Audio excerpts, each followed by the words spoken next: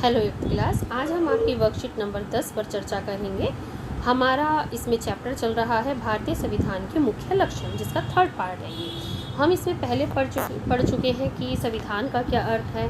संविधान एक ऐसा दस्तावेज है जिसमें एक देश को चलाने वाले सभी कानूनों और नियमों का स्पष्ट रूप से उल्लेख किया जाता है, यानी उनको क्लियरली लिख दिया जाता है कि कैसे एक देश का शासन चलेगा, सरकार क्या काम करेगी, क्या नहीं करेगी।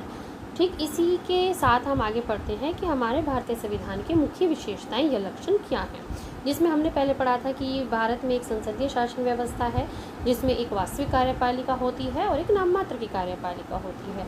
हमने पढ़ा था कि यहाँ संघात्मक शासन व्यवस्था है, जिसमें शक्तियों का बंटवारा किया गया है, जिसमें कार्यपालिका, विधायिका, न्यायपालिका तीनों को अलग अलग काम दिए गए हैं।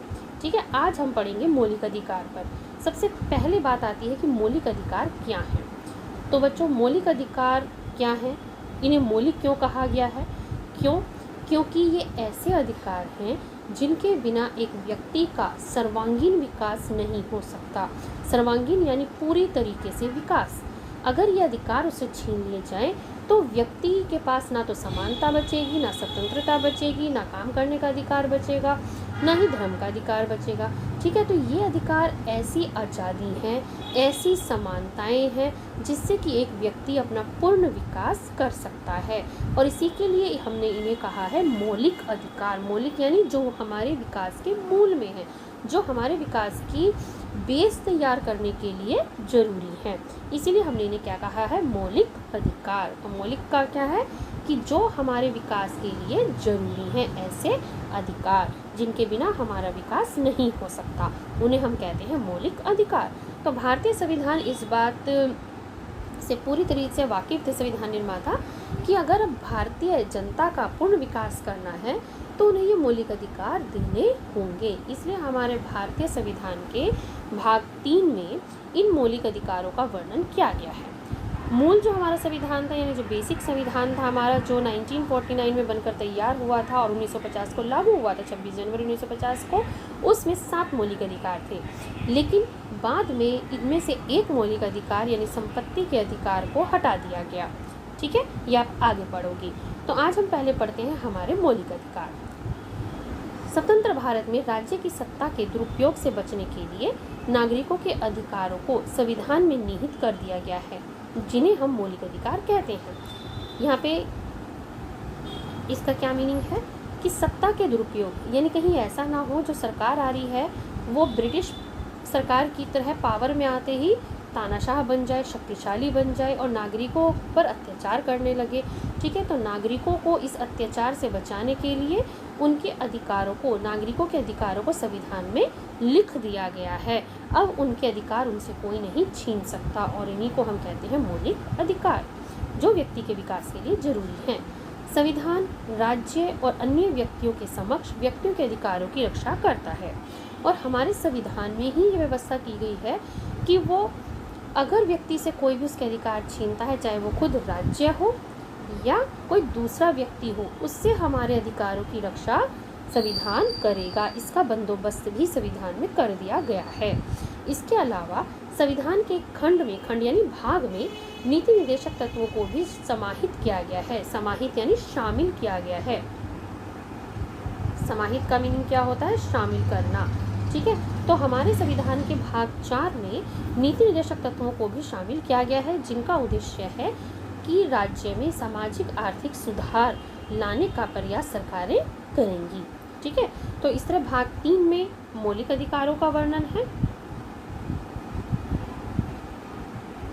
भाग 3 में मौलिक अधिकार हैं और भाग 4 में नीति निर्देशक तत्व हैं, जो दोनों मिलकर ही व्यक्ति के अधिकारों की रक्षा करते हैं। अब आते हैं हम एक एक करके अपने मौलिक अधिकारों पर।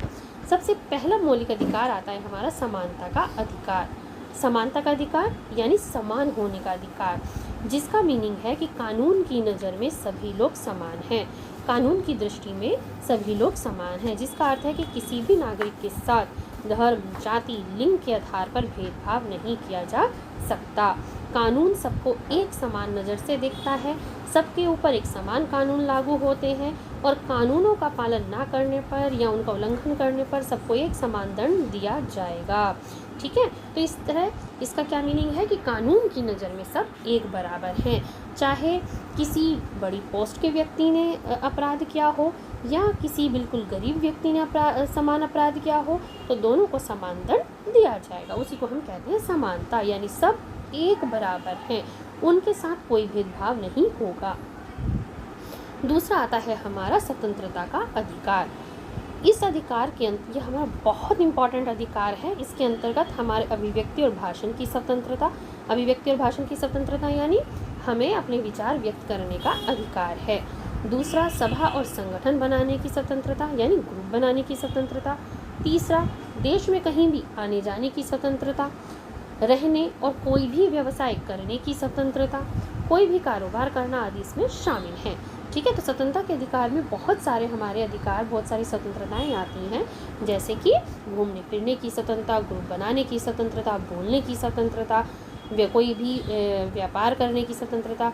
लेकिन साथ में हमें इसमें ध्यान रखना होगा कि ये सब अनलिमिटेड नहीं होना चाहिए, असीमित नहीं होना चाहिए। क्योंकि देखिए, भाषण की स्वतंत्रता का अर्थ ये नहीं है कि हम किसी के साथ गाली गलौज करनी शुरू कर दें या उसकी मानहानि करनी शुरू कर दें। ठीक है। और ग्रुप बनाने का अर्थ ये नहीं है कि हम देश के खिलाफ कोई संगठन बनाएं, या हमें आने जाने की स्वतंत्रता का अर्थ ये नहीं है कि हम किसी ऐसी रिस्ट्रिक्टेड जगह पर जाएं जो सरकार ने हमारी ही सुरक्षा के लिए रोक कर रखी है। तो इस स्वतंत्रता का अधिकार हमें है, मगर उस पर कुछ सीमाएं हैं जो कि देश की सुरक्षा और हमारे हित के लिए जरूरी है। थर्ड आपका अधिकार आता है शोषण के विरुद्ध अधिकार। शोषण के विरुद्ध यानी अत्याचार के विरुद्ध। ठीक है। इसमें मानव व्यापार का मीनिंग होता है बच्चों कि इसमें क्या होता था, लोगों को, आदमियों को खरीदा बेचा जाता था पहले। ठीक है। तो उस मानव व्यापार पर अब रोक लगा दी गई है। उनको खरीद कर लोग क्या करते थे, ज़बरदस्ती उनसे काम कराते थे और उन्हें पैसा भी नहीं देते थे, उसे बेगार कहा जाता था। तो अब शोषण के विरुद्ध अधिकार के अंतर्गत मानव व्यापार और 14 साल से कम बच्चों को मजदूरी पर रखना अब एक अपराध बन गया है। अगर 14 साल से कम उम्र के बच्चों को कोई मजदूरी पर रखता है तो ये दंडनीय अपराध है। ठीक है। तो इसे हम कहते हैं शोषण के विरुद्ध अधिकार।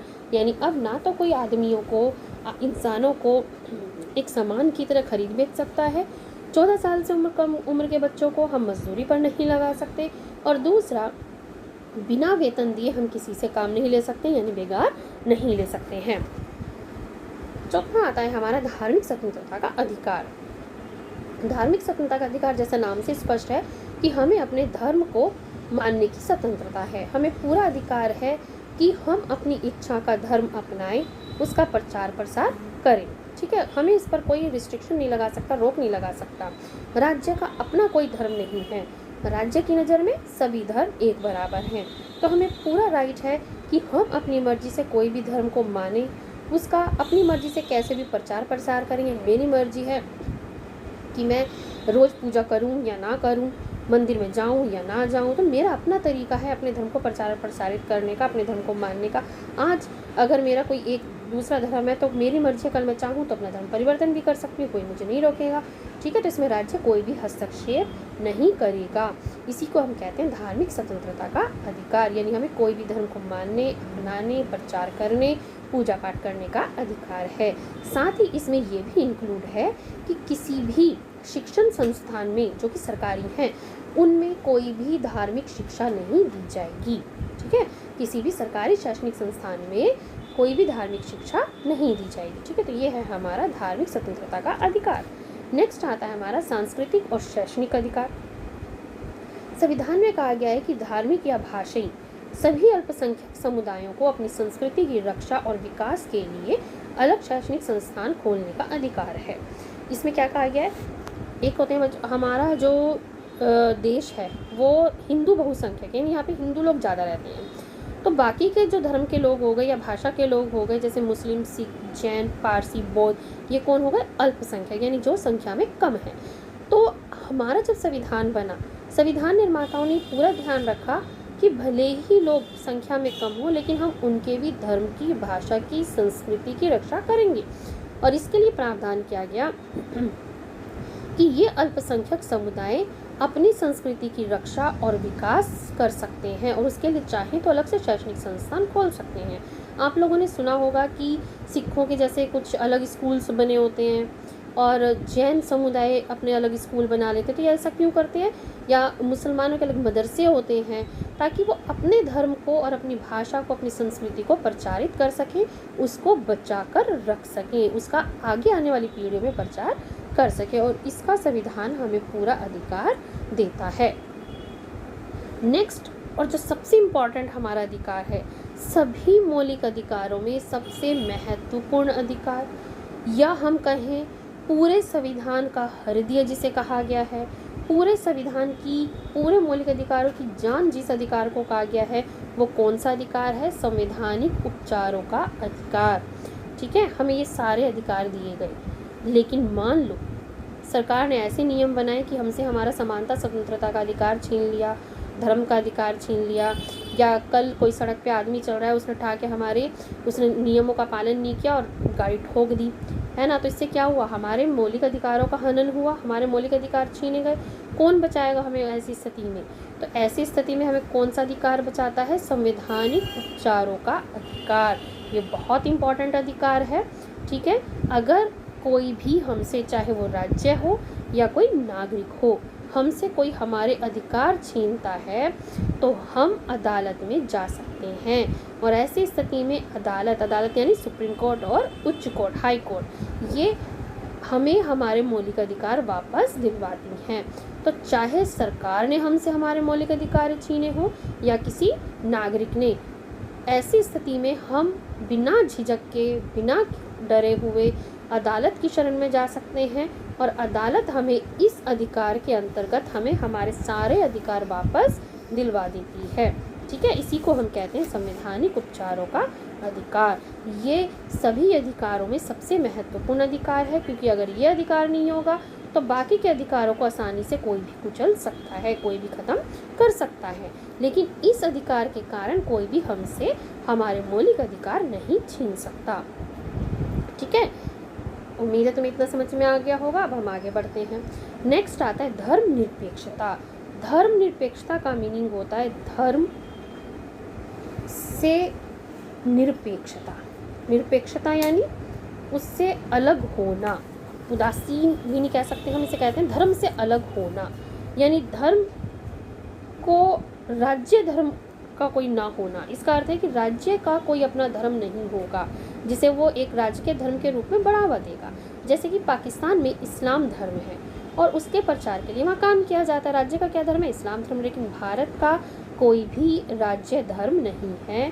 भारत की सरकार और कानून के सामने सभी धर्म एक बराबर हैं, चाहे वो बहुसंख्यक धर्म हो, चाहे वो अल्पसंख्यक धर्म हो, यानी हिंदू, मुस्लिम, सिख, ईसाई, जैन, पारसी, बौद्ध, सब एक बराबर हैं, सब कानून की नज़र में एक समान हैं।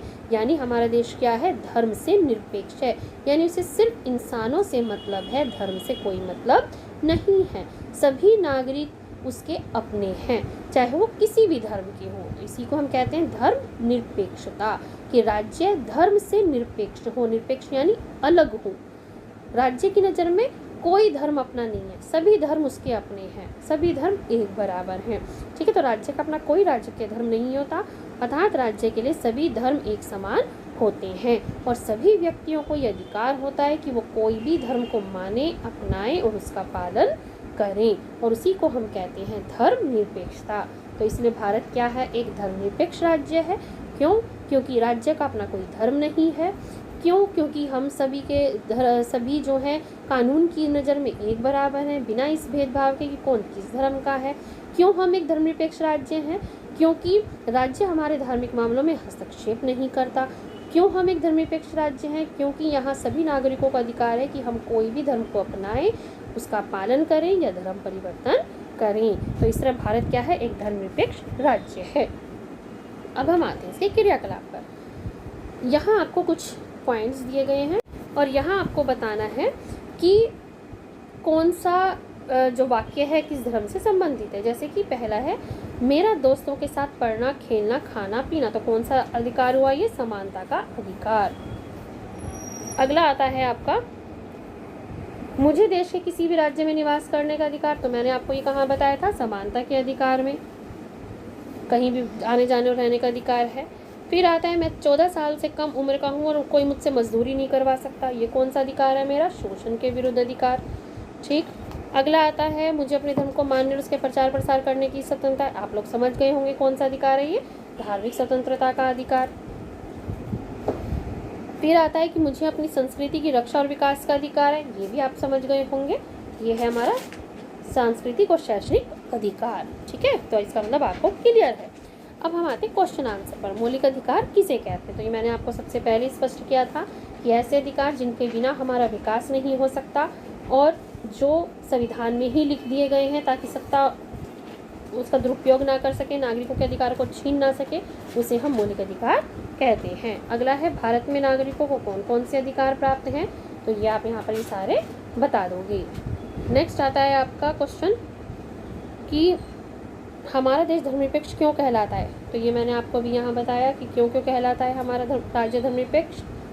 अगला क्वेश्चन है, नागरिकों के लिए मौलिक अधिकार क्यों आवश्यक है? ये मैंने आपको सबसे पहले ही बताया, क्योंकि इनके बिना हमारा विकास नहीं हो सकता। ठीक है, और हमारे पूर्ण विकास के लिए ये अधिकार बहुत जरूरी होते हैं। और सत्ता तानाशाह ना बन पाए, इसलिए भी मौलिक अधिकार जरूरी हैं। तो मुझे उम्मीद है आपको ये वर्कशीट समझ में आ गई होगी और आप अच्छे से इसके क्वेश्चन आंसर्स कर पाओगे।